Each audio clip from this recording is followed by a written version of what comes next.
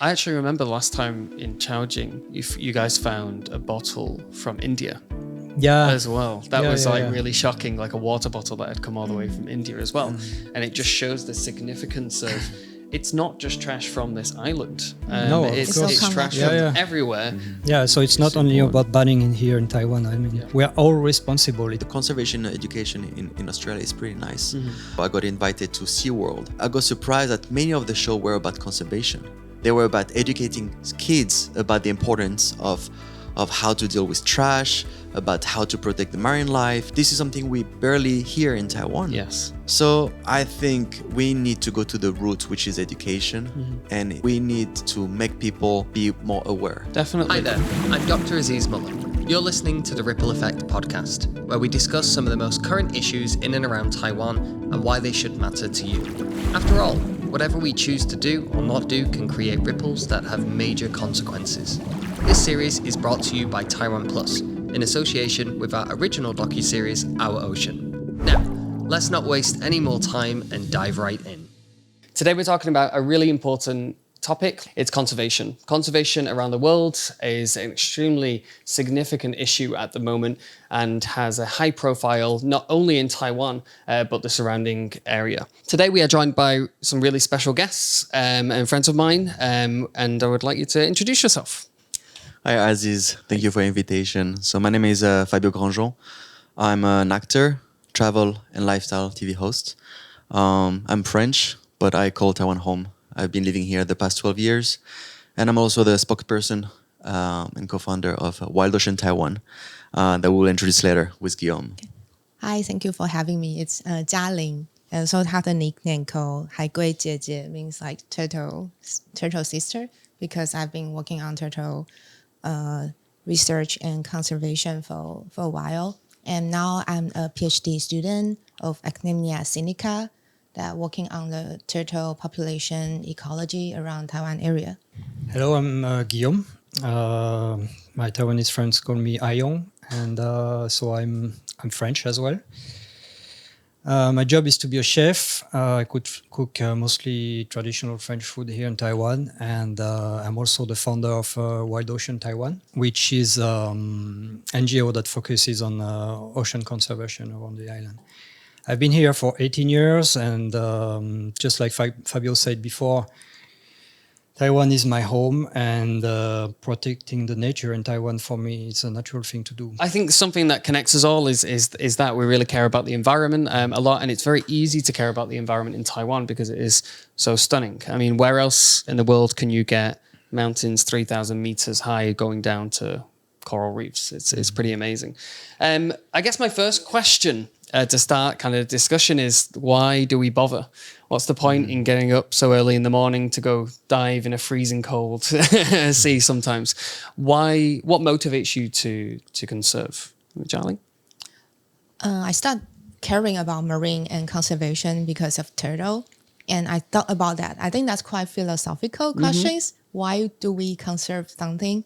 And in case of turtle, I think because they were a lot and then they were fine, but they start decreasing and have this endangered situation because of us, because of human being. So I think we caused that. We caused a problem. So I think we have the reason to, it's our responsibility. It's our responsibility to fix it. Fix for it. Sure. Yeah, Fabio? Well, to me, is a common sense. I feel it was part of my education. And I think is as common sense as being polite, as being respectful to other people. I feel that for me in life is I need to give as much as I receive. And I'm lucky I grew up in the Caribbean, beautiful place, French Caribbean, so Saint Martin, Martinique. And a part of my family in south of France live by the Mediterranean Sea. So since a very young age, I was always in nature. And I learned and got educated to respect the environment, to respect my environment. And to me, I feel that nature is as home as my own apartment, for example. Yeah. Like, I don't want to have trash in my home. So when I'm in nature, I hope to not see any trash. We were talking about that yesterday, and about we should treat the environment as our home, as we do in a house. We clean our house, we should clean the environment for sure. After we've had a house party, we clean up. Exactly the same. That's what we should do.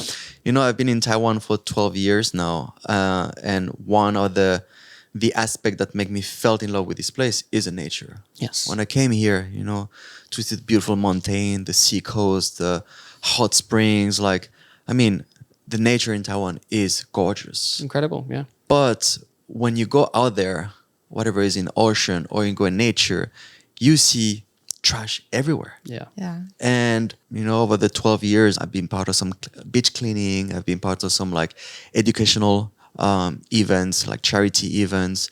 But I don't think we can do enough. I don't think there is enough done. We can always do more. Yes. Right. Conservation to me is just a common sense, and that I hope we can bring more awareness to people to do the same. Perfect.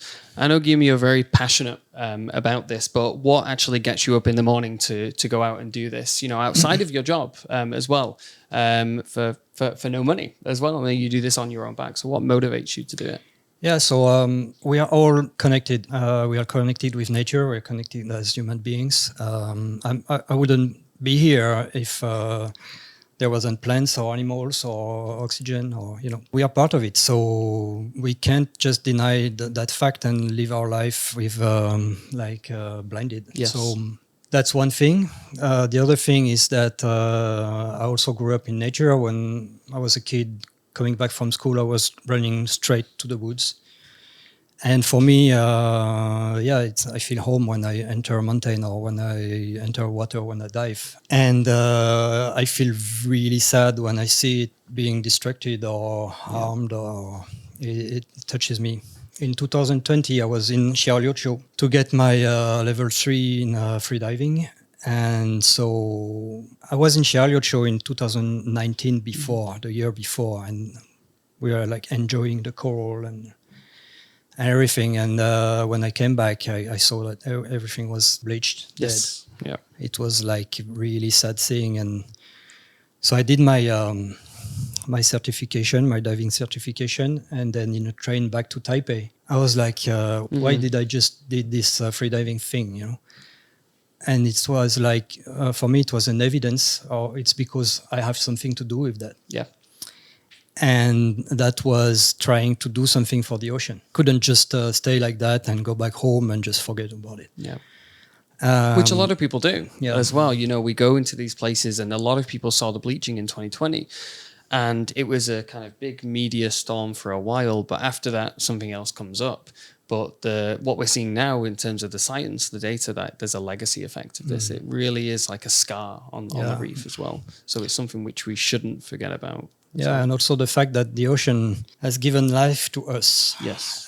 We come from the ocean, and it's still giving us a lot all the time. And we take from it. Yeah. And we never give back to it.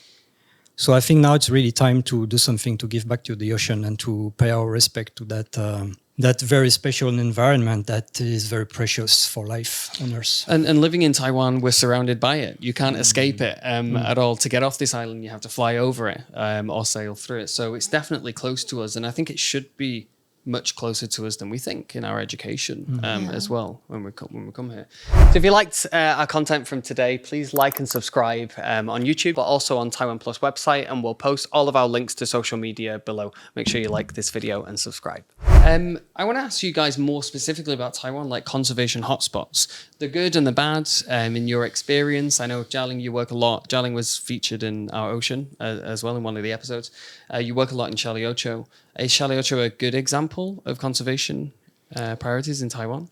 I think Xiaoliuqiu is a quite unique example. Unique place, right? It's a coral reef island, but it used to be a lot of coral reef. I heard the local people, they say there are 3 layers of corals, and then they collect those coral and sell them. I'm sorry, but it happened.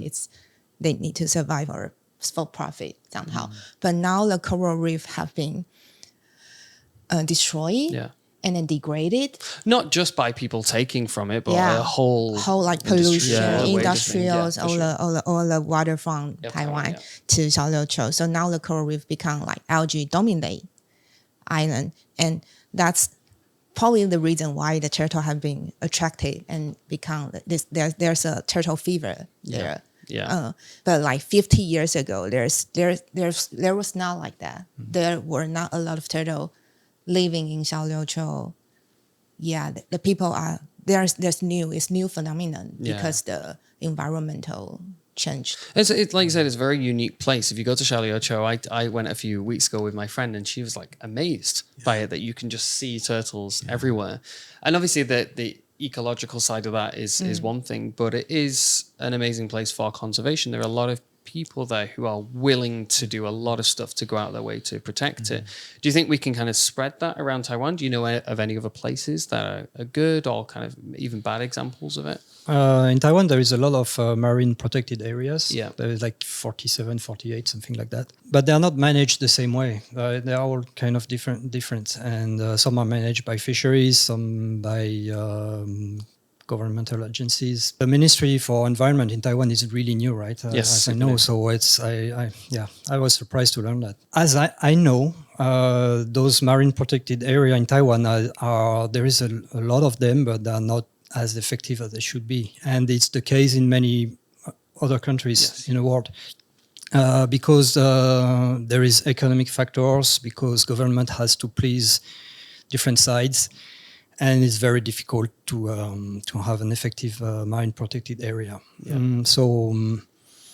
I think there is a lot of work to do in that direction. Yeah. I think it's a good base to have marine protected areas. I mean, we've dived in a lot of them in Taiwan, but also like in places like the Philippines, where we see there's a huge difference between inside a marine protected area and outside, and sometimes it's the opposite to what you would expect as well. So how we actually implement them and how they're enforced and how they're effective is really important. Not just having them is really crucial. Any other examples? Well, it's funny that you both talk about Xiaoliuqiu, because it's one of the places that I visited, and right after that, it kind of like tilt to me, where I was like, I need to do something on my own, because I went there with my wife and some friends, and of course it was amazing to just snorkel 5 meters from the reef and see all these turtle. But then back on the beach, I wouldn't see any like really strong signal about the protection about the turtles, or about the hatching. I think at that time, like 2 years prior, I went to Bintan Island by Singapore, and over there on the island you had like a hatchery managed by a hotel. Right, but people will enjoy to see the little, the eggs, the turtle, and learn about it. And I feel like Taiwan, Xiaoliuqiu has this resource of turtles. Maybe it can be nefast, for the environment. I understand that, but why not? We could use this, in a good way for the tourism. Something else that really shocked me is I was, these beautiful like vase, kind of like a rock in Xiaoliuqiu. And I would see like maybe 70, 80 people walking next to it, with those shoes. And I was like, wow, just like, it's like an amusement park. But now the coral obviously is dead over there, but are they aware of what they're stepping on? Yeah. I think that this is kind of like a priority in the EU as well, the 3 E's, like education, engineering, and enforcement. And all 3 parts are really difficult to kind of balance out and get right. But the enforcement part, like we were speaking before, is really difficult, not just in Taiwan, but also in the EU. To enforce these laws to change people's behavior is really difficult. But I guess that's where the education side comes in. Like if people realized what they're walking on, we would never walk on a turtle in Taiwan. So, they need to be under kind of the same level of protection. We can go and enjoy them and definitely learn about them, but they have to be protected. Exactly. When you take the boat from like Donggang to Xiaoliuqiu, you have this video about don't touch a turtle. As soon as you go to Xiaoliuqiu, everyone tell you, be careful, don't touch a turtle, you're going to be fine. Everyone say that. But what about the corals? Yeah. And what about the corals, Xiaoling? There's another issue I feel, and this is also one of the reasons that I love Taiwan is Taiwan is so convenient. So many street foods. but how many single-use plastic do we use? Yes. Yeah. And this is a big issue also with the locals. People over there, they're used to that, and they don't have these habits to. How many times I see them like throwing like, this paper of the the chopstick, or this like Bing Lang dye, the plastic for the Bing Lang. So many in the nature, and I don't know. I feel like we need to bring more awareness to this. Well, that's kind of bringing conservation back from the natural environments into the city as well. Exactly. The city itself is a very unique ecosystem where we can actually make very small changes which will have huge impact.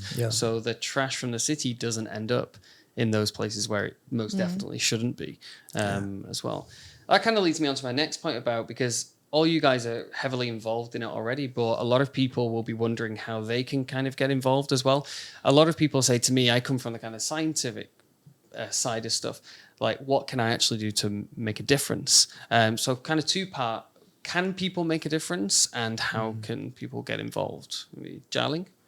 I think can we still using Xiaoliuqiu as Yeah, sure. And this turtle, is I know you Xiaoliuqiu don't episode. like me to talking about turtle all the time, but like so like for example, like Xiaoliuqiu, turtle is new, and then it brought a lot of tourists and also a lot of trash and then like pollution. A huge economic benefit. Yeah, also economic benefits and also the disadvantage things. But I think some local, especially the new younger generation, they are aware of that. Yeah. So there are also local NGO working on that. They try to that you join the beach cleanup, and then you kind of like a competition. You can win a beach money, they call it, that you can use. That was featured in the docu-series as well, Beach Coin. Yeah, beach coin. So you can use that to get a tableware that you can reuse when you were traveling on the island, so that can reduce that. So they try to do something to help the behavior change of the tourists. And same for turtle as well. I think turtle, because they're just like kind of iconic species, so people pay more attention on it. But I think when we try to say, conserve turtle, it's not only for turtle itself. How can we make use of that? If we use turtle as a reason, and then we set this area as a protected area, of course the coral reef and the fish there will be protected somehow as well. So they should be a species, right? Flagship species, but not just on the turtle, but for the environment. I think through education and through this, the scientists need to be willing to communicate a lot more to the publics that help with that. I feel that we were talking about this a couple of days ago with climate change. There's a big kind of disconnect between the government side of things and the scientific side of things. But I also think there's a huge disconnect between the science and conservation as well. And I think, Guillame, you've tried to kind of, pull these two together, like in a very science-led approach. If you could tell us about that. For me, so we are building the NGO. I was like, I need scientifics, I need scientists, because I just can't actually go into a direction without the background. It's very important. So I reached to you guys, to Vianney as well, and to you. And so for us now, it's way easier to see where to go and what to do, and to be more effective in what we are doing, because the science is here for a long time, and people know where the problems are lying. So it's super important, actually. It's actually got like an ecosystem-based approach, what you guys were speaking about before, like knowing that we are part of the environment and we can't escape it, and the consequences of our actions are huge. It's not really going up and cleaning after ourselves. It's more, we have to just clean up the environment, after everything we've put it through over time. And I think there are no small actions. Yeah. You can take some actions at home, for example, where you decide to use less plastic, for example.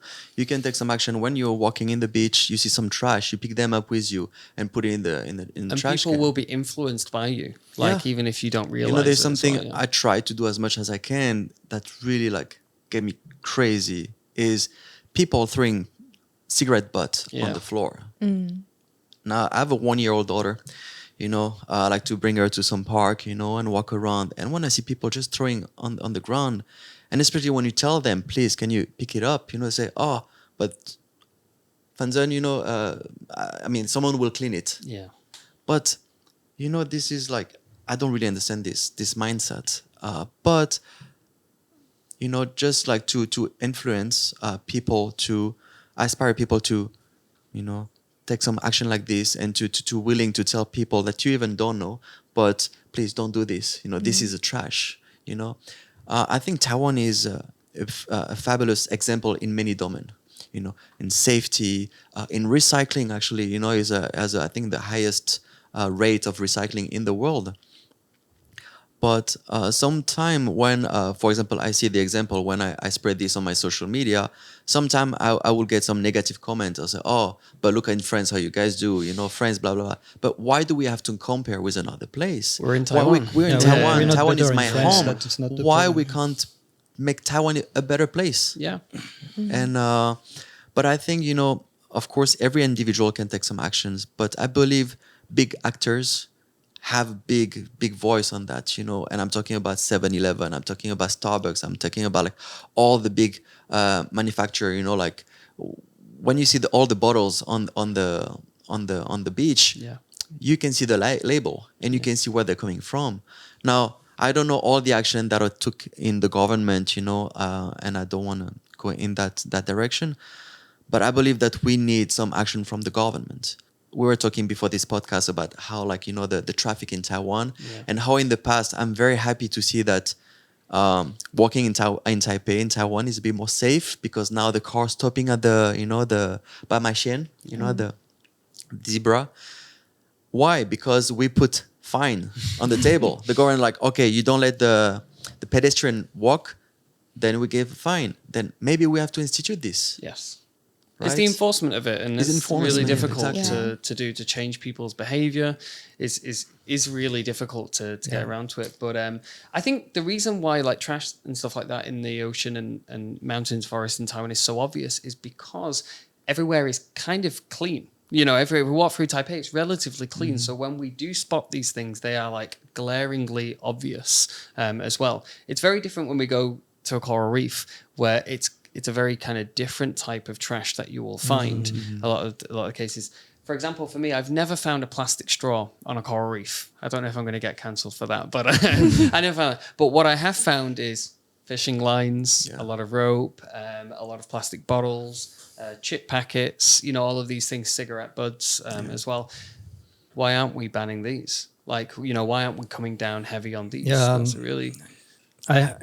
I always read in the news that it's coming. They're going to ban this, but it's actually never coming. I don't know. Yeah. It's not only about plastic, actually. It's obvious that there is too much plastic, and we have microplastics, and it's a huge problem. But the chemical pollution is really big danger here, like everywhere, especially for the coral.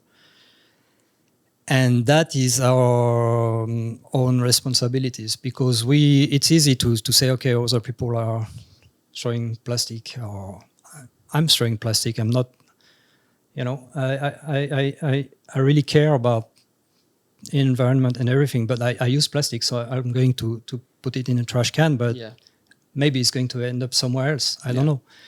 We're all responsible. It's not, when I go do underwater cleaning, I don't pick up other people's trash. Yes. I consider it's my trash because I'm responsible for it. I actually remember last time in Xiaoliuqiu, you guys found a bottle from India as well. That was really shocking, like a water bottle that had come all the way from India as well. And it just shows the significance of it's not just trash from this island. No, it's trash from everywhere. And it's very, at the time it's very interesting, but going away from it, you really think about the consequences of, even if we clean up everything here, it's still going to come. It's still going to come. And that's why kind of cooperation. Yeah, so it's not only about banning in here in Taiwan. I mean, like 3 weeks ago, we found a bottle from Brazil. Wow. So incredible. I was saying before that also the chemical pollution is because, we drive cars, we drive scooters, we go to places, and I'm not saying that we shouldn't do that, but we have to be careful at some point. We have to be mindful of it as well, that we are actually polluting, even though, you're you're taking your family on a day out to the beach and things like that. If there's plastic in the ocean, there's chemical pollution that's going to affect all of us. I feel as nowadays in our society there's a lot about wellness, eating healthy, eating organic, right? We have a member in our organization, Salome, is also a scientist and she worked on the plankton. Yes.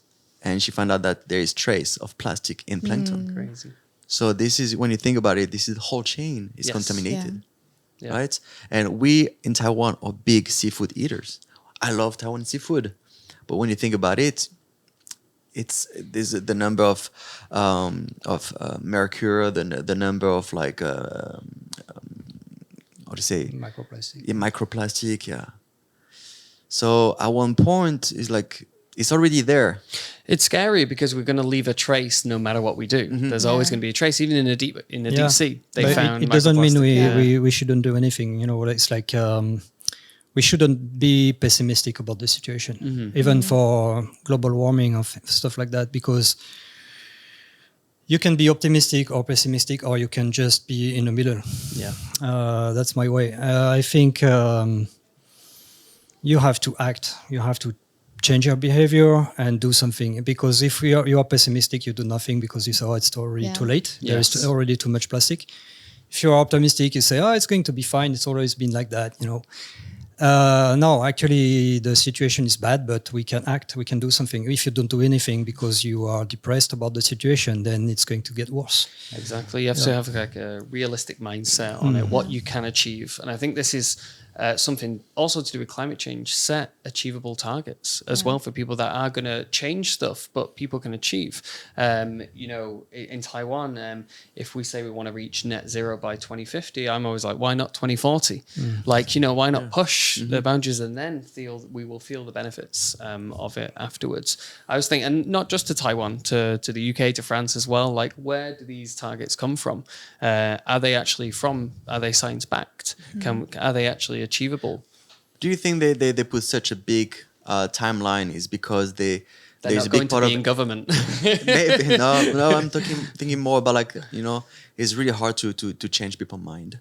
And I feel that if you have like education to like younger generation, then it's easier to get results rather than educating people that are really used to, you know, using other plastic or I feel as though it's lobbying is a huge part of it. Lobbying is a huge part. There's a lot of companies in Taiwan, in South Korea, in the UK, everywhere that really influence political decisions. And these are the ones usually polluting the most. I genuinely think, you know, the public are on board with it, especially in Taiwan. I think most people are like, yeah, we should. We say we should do this, we should do that, and a lot of people carry around their own bottles and things like that, and don't use plastic. It's very different when you go to the night market on a Friday night. That's where people kind of lose their inhibitions of it. But I feel the public are more than willing to do it. It's the government kind of side of it, which is under pressure from both sides. It's a system. It's a system, and changing any system is difficult. Yeah, there is two answers to the previous question. Actually, one is we can all do something at home or when we drive or drive less, buy less meat and everything. But I think the main reason why we are still doing wrong things about the environment is because the system is not changing. Yeah. So we are not. We don't have a collective direction to take. So we are all continuing to pollute. I think it's a bottom-up approach from the public where we do our own bit, but it's also a top-down approach when we meet in the middle and go, well, we're all going to enjoy the benefits in the end, for sure. Who doesn't want a clean city? Who doesn't want clean air? That's what we're aiming for. Yeah, right? and especially we are in Asia. In Asia, people are kind of they have a discipline. If collectively we decide to do something, people will follow. Yes. So I think it's a political problem as well. We spoke about this, the COVID response. If we responded to conservation in the way that we responded to COVID, 2 weeks, done. I mean, you see some places like, I think, Boracay, Koh Phi Phi, and then I think there was another one. I think it's in Philippines. I think it's around El Nido. That were or during the closed COVID, they completely. closed absolutely everything. And like they got very nice results. Yes. Because life will always, you know, regenerate and recover. But it's us human that really slow it. Yes. Yep. So moving on to kind of like what Guillame was touching on, like the government side of stuff. Obviously, the elections are coming up in Taiwan, and these are kind of the issues we should be talking about. So the UN like looking at 30% to protect. Despite Taiwan not being in the UN, we usually follow along with. Yeah, we with also these. have that goal. Yeah, The we have that government goal as well. How achievable do you think that is? You know, protecting it. It's not. We're all very biased because we're all talking about marine, but it's about forests, about the mountains. It's about intertidal areas as well. How achievable do you think that is? And do you think there's anything that we could kind of give a message to the government to say this is where we should be focusing on? Do we know the percentage right now? The current percentage? In Taiwan for protected areas? 3%. I'm not so sure. It's a very low low. percentage, Okay. Yeah. a low percentage, yeah. And it's kind of touching on what Guillame said, how effective these areas are, and how kind of disconnected they are is important too. But aiming for that 30% by, in 6 years' time, how achievable do you think that is? Okay, I think it's more than an emergency. That's why as well we decided to launch the NGO. Yeah. And because, so I'm going to also introduce what we are doing with the NGO, Yep. answering to your question. Because what we want to achieve with that NGO is to build the ocean conservation community around Taiwan. Because there is many people doing conservation, many NGOs, many individuals.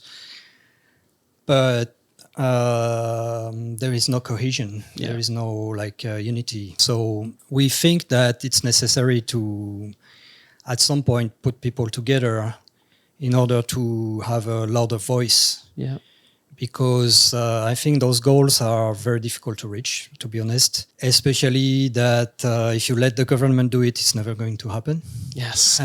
So as NGOs or collectivities, we have to get together and to put some pressure. It's really where, emergency. active role in democracy comes in. Like, a lot of people, and we are kind of biased because in my circle of people, a lot of people are conservationists and things like that. But from what I hear from them, from their families, they're on board with it already. This is what they want. This is what they want the government's priorities to be. And going back to the start, like, why wouldn't you want to protect this amazing place? Why would you want to let it degrade? For sure. But I think the cohesion part is really important. Well, we feel that in science as well. Jialing's in kind of a unique position because you're kind of in the middle of academic science and conservation, as you're kind of like the middle lady between two. But we kind of lack a cohesion as well in this because our aims are very different. And that I can feel that in the government too.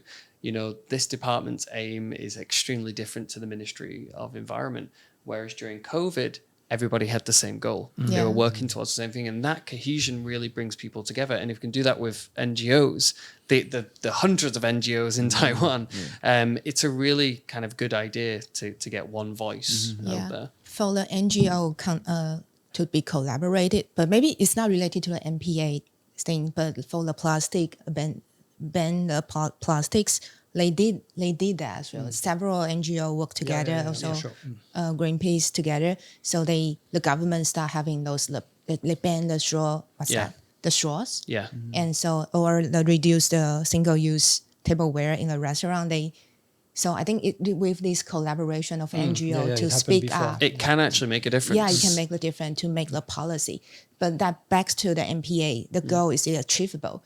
I think the difficulty is that's also a difficulty of conservation as well. I think for the government, the law enforcement, I don't know if it happens in other places, but in Taiwan, the people are so, that's my cousin, that's a relative. So we just, all these lynching, I have no idea how to say that in English, but just the connection of the human, they also make the law enforcement even more difficult. Yeah. And back to the police elections, the government want to do something, but they worry about their votes. Yes. So especially fishermen here, it's a huge group. They want to do MPA. They want to achieve that 30% goal by 2030. But if about the votes, they step back. Yes. So I think for the government, it would be best if the NGO or even the local people, they say, I want to protect this area. They wanted someone else do these things for them. Yeah. So they kind of take it into your own hands and we'll do it ourselves. That's also nice because that local people are aware of that. So they are more willing to support this concept. That's one of our goals actually. It's because there's many MPAs, but they don't work. So the idea was to actually make one as an example that works. And you don't do that only with the government or only with scientists. You do that with NGOs, with local community, with the government, with everybody. Anyone. With anyone who With wants to everyone. get involved. That's Yeah. And everybody has to find some interest in it. Yeah. So the goal would be, so we are going to be, if we do that, we are going to be very far from the 30%. But the goal is to have at least one example. Prime example. Yeah, something that works. And then maybe we can do a second one or third one. But because now, if I take, for example, Charging Park, when I dive there now, I can see the change. It's working, but it's so small. Yes. It's a tiny area. So I think that's the issue. But yeah, the idea was to try to get people together to have one model.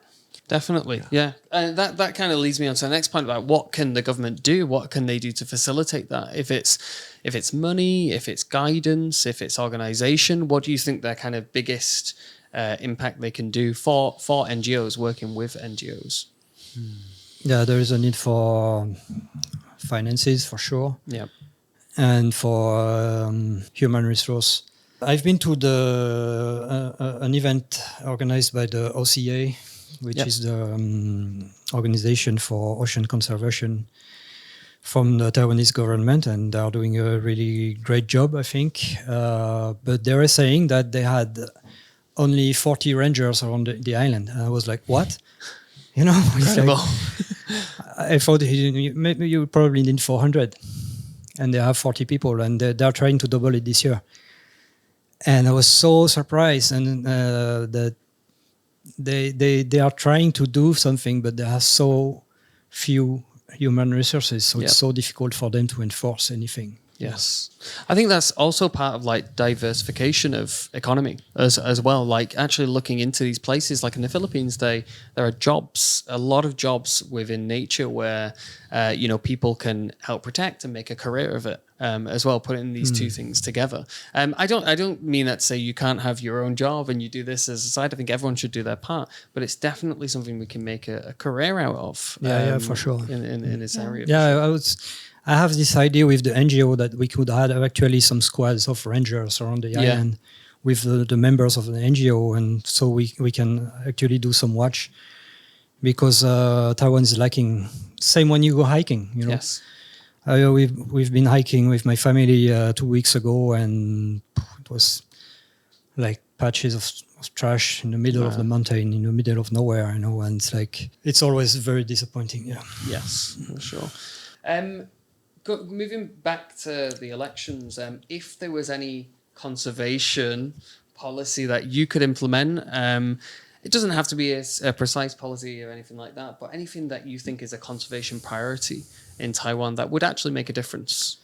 Yeah, I think it's all about enforcement. Enforcement? Yeah, for marine protected areas, for banning the use of single plastic, for restricting the use of motorized vehicles in the city like Taipei or Kaohsiung. You know, everybody is driving a scooter or alone in a car. It's terrible. Yes.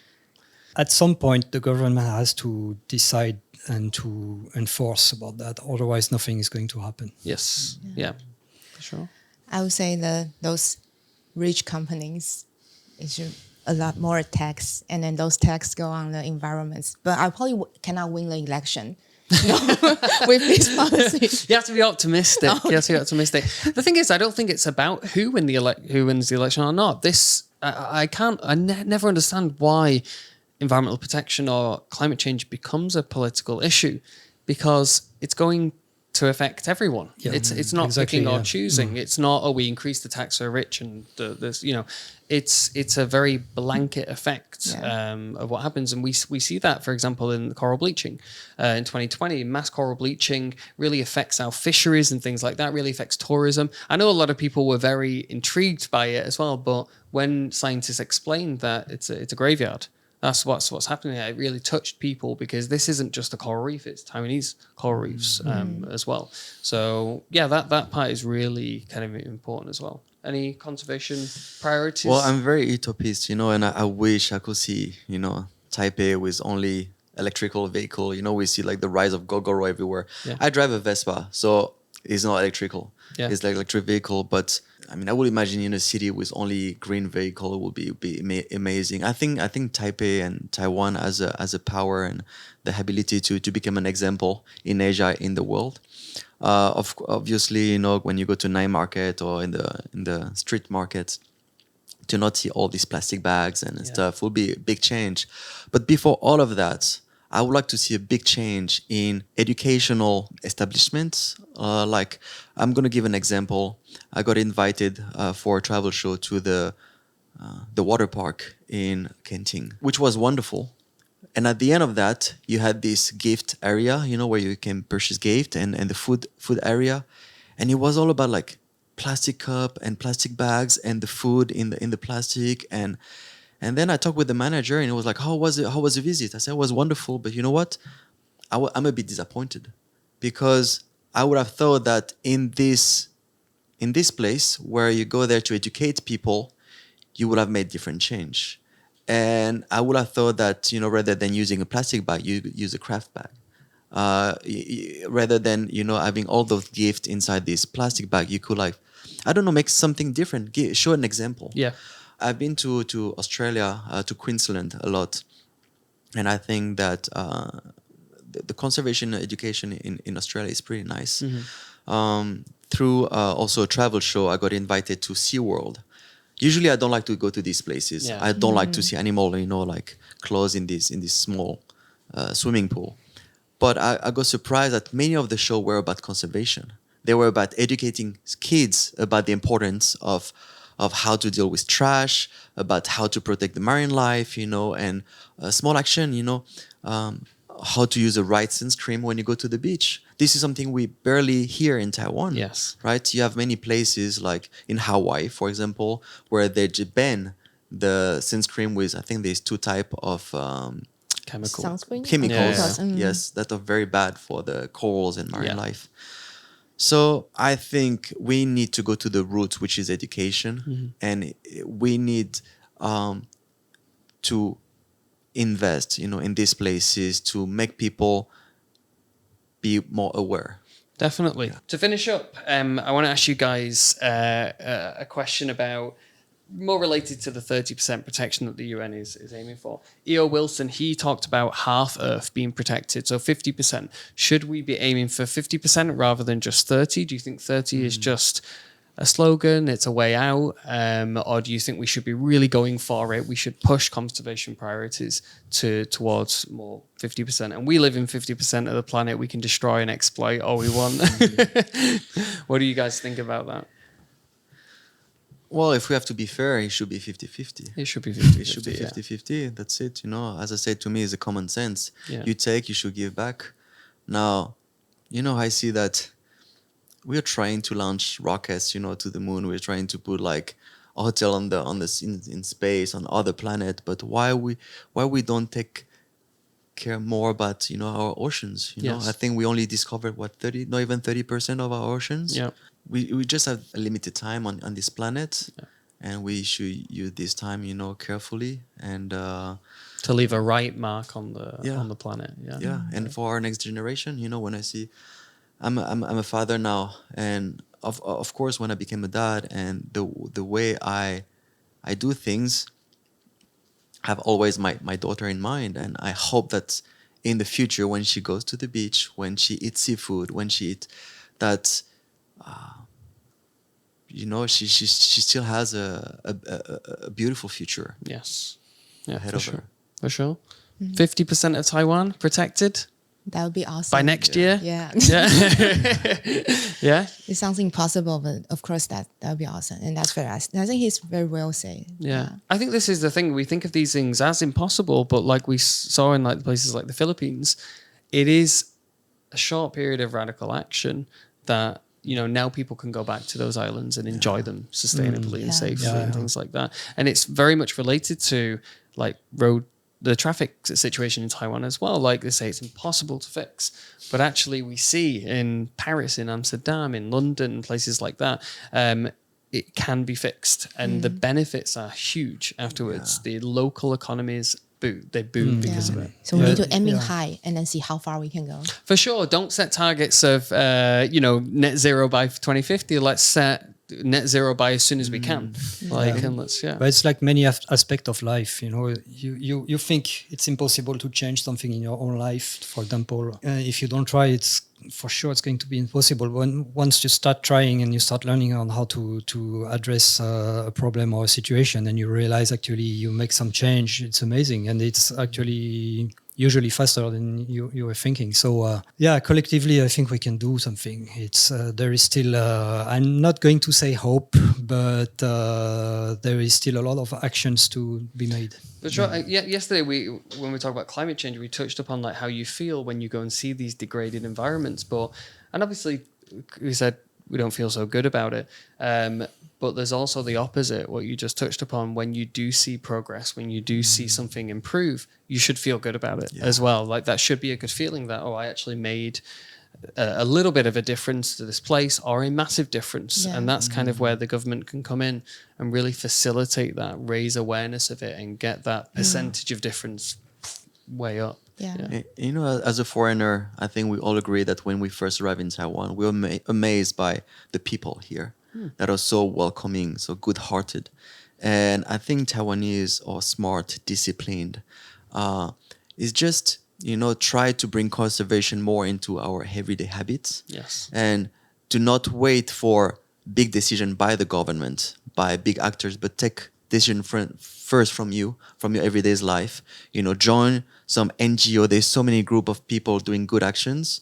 And I do believe that Taiwan is a gem. We can make many things, many adjustments to make it an even better and more beautiful place. That's what I asked you guys the first kind of question, like what motivates you, and my answer for that would be I see like such incredible potential for this island, like amazing potential that we're already very good, but we could be like perfect almost. Dare I say? You see how people, I feel like Taiwanese are very proud of their place, of their island. When visitors come, tourists, they're proud. Even they can't barely speak English. Like for example, at the beginning when I couldn't speak Chinese, I could speak few words, and they were so happy that you could be interested in their culture and language. Well, let's make Taiwan an example for the world. For sure. It has been for a long time. Exactly. And I think now it's time to kind of waken up. Human rights, equality of genders. Like we're an example for so many things. Let's be an example for conservation. That's perfect. That's a perfect way to end as well. That's great. Very wise words. All right. Perfect. All right. Well, thank you very much for taking time out to come and speak to us. I really enjoyed it. Thank you. Thank you, Aziz. Thank you. So if you like the content we're putting out on TaiwanPlus, please like and subscribe. We'll leave all of our social medias below for all the platforms, and stay tuned for the next episode of The Ripple Effect. Thank you.